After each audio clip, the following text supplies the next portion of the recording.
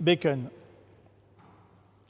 Ce qui est important, évidemment, c'est que Francis Bacon, qui est un des peintres les plus chers du monde, a été très souvent photographié. Vous avez sûrement en tête l'image de l'atelier de Bacon, qui est sans doute le plus beau portrait ou le plus terrible qu'on ait pu avoir de lui, puisqu'il a changé plusieurs fois d'atelier, qui foutait tout par terre, les bouquins, les tableaux, les couvercles de poubelle avec lesquels il dessinait les cercles sur ses toiles. Donc, au fond, l'atelier de Bacon est son meilleur autoportrait. Bacon a été énormément photographié de son vivant. Trivier, tout jeune homme, est arrivé à le capter, à ce que Bacon pose sur lui. Et vous avez cette tête de Bacon, irlandais d'origine, totalement étonnante, chavirée, qui est en état d'abandon, avec ses deux mains comme ça qui se protègent, dans cette lumière douce, alors que quand même le monde de Bacon est un monde extrêmement violent. C'est un charnier de la guerre, de la sexualité, de la bestialité. Vous savez qu'il affrontait à la fois Velázquez et Picasso. C'est évidemment un immense peintre du XXe siècle. Et Trivier arrive à nous le montrer, démuni, se protégeant de lui-même et au fond donnant réellement l'image de son corps au jeune photographe. Et Trivier, qui est venu à la photographie par la fascination qu'il avait des portraits d'écrivains en quatrième de couverture des livres de poche, a tout à fait, à raison, pensé qu'au fond, quelle est la différence entre un homme qui n'a pas conscience de son visage et un homme dont le visage incarne l'identité et la notoriété, ce qui est le cas d'un écrivain. Et il alterne comme ça ces personnages que personne ne voit jamais, qui ne sont jamais photographiés, qui sont dans un rapport d'affrontement au monde, qui peut-être ne voient pas leur visage dans une glace dans les lieux où ils vivent, avec des écrivains comme Michel Leiris ici. J'ai personnellement une variante de cette épreuve. Et il y a une chose très intéressante ici, Michel Leiris, qui a justement écrit beaucoup sur Bacon, comme vous savez, qui était très proche de Picasso, c'est que, je ne crois pas dire une chose fausse, c'est que Trivier photographie avec l'appareil de son père. Et alors il arrive devant ces personnages très connus, souvent très vieux, souvent octogénaires, et qui sont comme des substituts extraordinaires, magnifiques du père.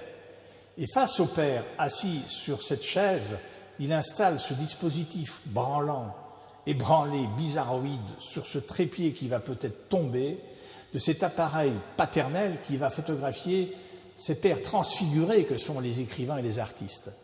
Et on a là quelque chose du saisissement de Michel Leiris, qui connaît très bien la peinture, qui connaît très bien la photographie, avec déjà cette minéralisation du crâne qui préfigure peut-être déjà le squelette qu'il sera plus tard.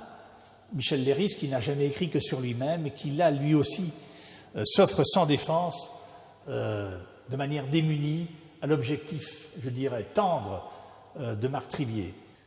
Klossowski, le frère de Balthus. Autant Balthus était riche, célèbre et valait des milliards, autant son frère, Pierre Klossowski, vivait dans un HLM, dans la misère, non reconnu de son vivant, il est mort maintenant. Et voilà un portrait magnifique du frère de Balthus, et qui est aussi un très grand écrivain, protection des deux mains dans son cadre de vie. Une sorte de respect touchant, je dirais, pour cet écrivain méconnu que Trivier met en lumière, autant que tout à l'heure, on le verra, un prix Nobel comme Samuel Beckett. L'arbre qui fait écho à l'arbre de Thierry tout à l'heure. Au fond, les portraits de Marc Trivier, à travers la figure humaine et à travers les figures de la beauté que sont les artistes et les écrivains, photographient le temps. Et tout ce que nous avons vu depuis tout à l'heure avec Thierry, et nous le verrons avec Pierre Houckman, ce sont des portraits du temps. La photographie, c'est le portrait du temps. C'est l'instantané de la durée. En voici la preuve, par cet arbre qui incarne par lui-même le temps. Cantor. Cantor qui avait fait la classe morte, vous le savez, avec le Cricot 2 de Varsovie. Immense homme de théâtre dont les mains, encore une fois, sont dans une position variable de celle de Leiris. Et toujours face à ce dispositif tout à fait singulier de Trivier, qui installe le sujet monumental sur une toute petite chaise, qui le déstabilise, avec un temps photographique extraordinairement court. Je crois que photographiquement, Trivier travaille en moins de 30 secondes avec des personnalités qu'il met parfois des mois à pouvoir approcher. Un cochon aveugle, Robert Frank. J'ai été le premier à publier ce portrait dans Le Monde il y a 20 ans, avant l'exposition de Marc Trivier au CNP qu'il a révélé. C'est une photographie prise à New York. Robert Frank, Suisse d'origine, vivant aux États-Unis, qui a bouleversé la photographie en disant « Je ne photographie pas le monde pour montrer comme il est, mais pour montrer comment je vais moi ». Et c'est un homme qui a été détruit par beaucoup de malheurs dans sa vie. Il a eu un fils qui est mort, il a eu une femme morte dans un accident d'avion. Et c'est un homme qui a un rapport au monde extrêmement douloureux, difficultueux, et en même temps c'est un immense photographe qui a plusieurs fois arrêté de photographier.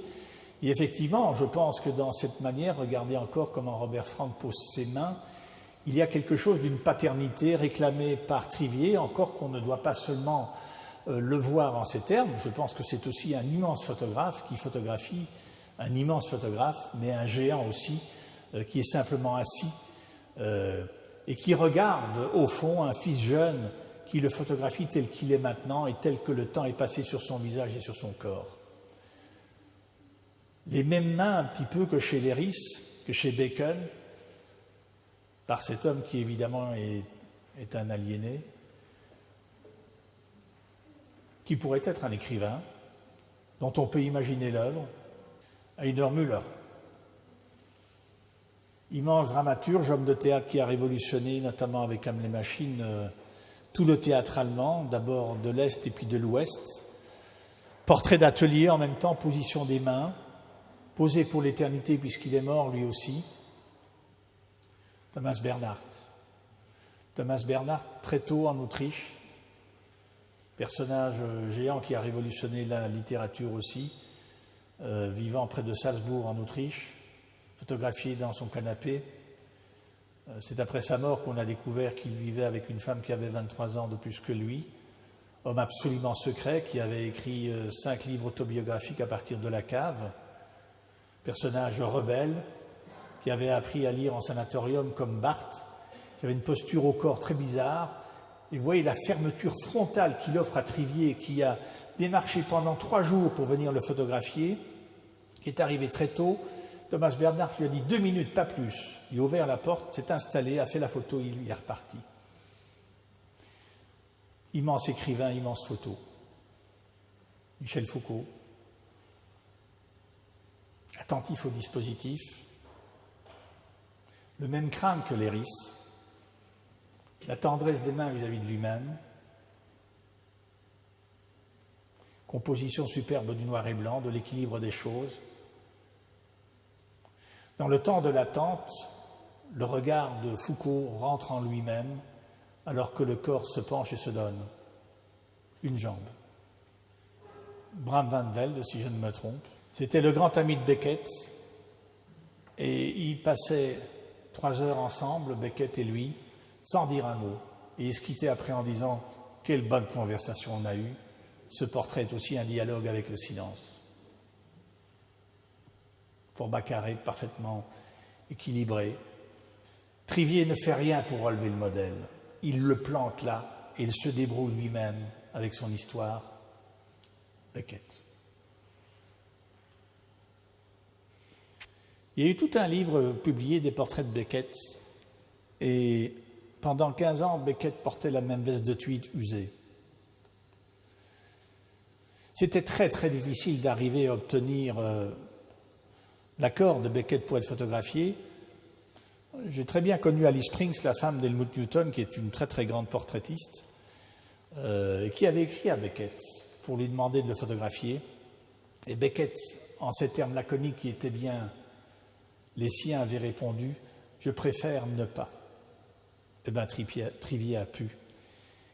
Et dans l'abandon même de la posture de Beckett, qui est quelqu'un de très photographié, de très connu, qui n'avait pas encore eu le prix Nobel, dans l'axe où se trouve l'objectif, il y a une sorte de tendresse douce, avec ces immenses mains de Beckett en premier plan, ce corps quand même légèrement déhanché, ce décor qui n'a l'air de rien derrière. Et en même temps, c'est un portrait, je pense, inoubliable d'un immense écrivain, sans que pour autant la tête de l'homme soit le reflet de l'œuvre. William Burroughs, du Buffet. Le même dispositif encore. Ce qui est merveilleux, c'est le temps de suspension dans lequel Trivier pose chacun de ses personnages, comme vous pouvez le voir depuis le début. Ce temps d'attente, de suspension, et je dirais même un brin lyrique d'éternité. Surtout quand on est un artiste aussi géant que Jean Dubuffet. Voilà Philippe Soupeau. Philippe Soupeau qui avait assisté à la lecture de Finnegan's Wake, lu par Joyce à l'époque, extraordinaire figure du surréalisme qui justement, jeune homme, posait torse nu avec ses petites bretelles et un chapeau de travers, le voilà. Regardez comme les mains se protègent et comme le corps est confiant dans cette attention, dans cette tension, mais dans cette tension souple qu'obtient Trivier, qui nous permet quand même d'avoir en mémoire un visage vrai de l'homme qui était Philippe Soupeau. Alors je parlais du portrait du temps, voilà Nathalie Sarraute. Elle est morte à 102 ans, comme vous savez.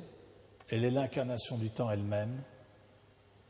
Statufiée de son vivant comme elle l'était dans ses livres, sorte d'épiphanie d'elle-même, visage immué désormais, éternisé dans l'immobilité, calme, rassérénée, belle.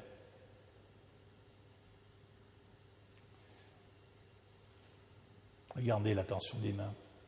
Elle rejoint celle du visage.